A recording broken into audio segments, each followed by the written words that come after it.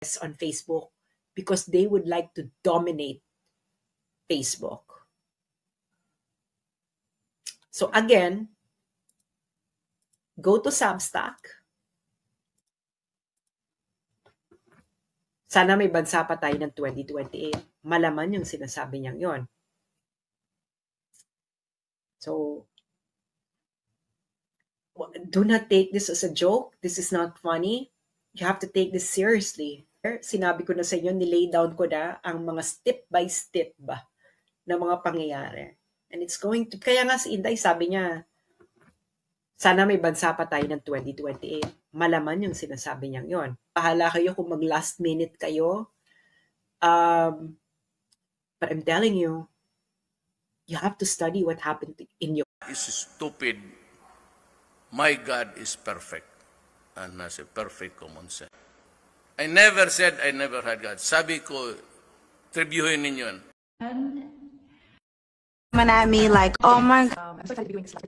Celebrate. Oh my God, you're gonna look really plastic. You're gonna look fake. But that's exactly how I wanna. God, you're gonna look really plastic and fake. I wanna look plastic. People always fake. I'm gonna look really plastic and fake.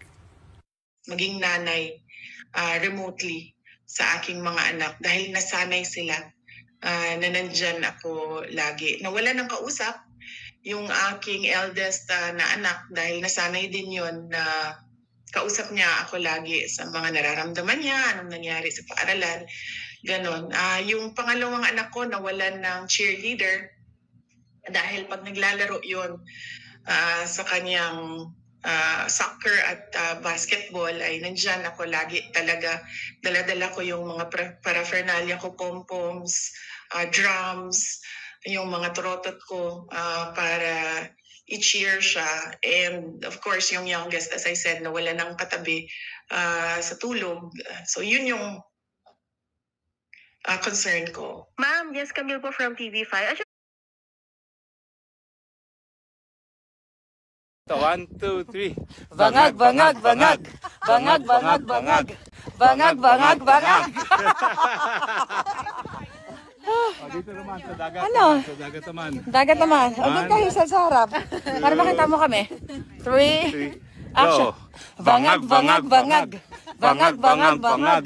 Bangag, bangag, bangag. Oh my God. Ang saya-saya ng aming mga eksena. Yes.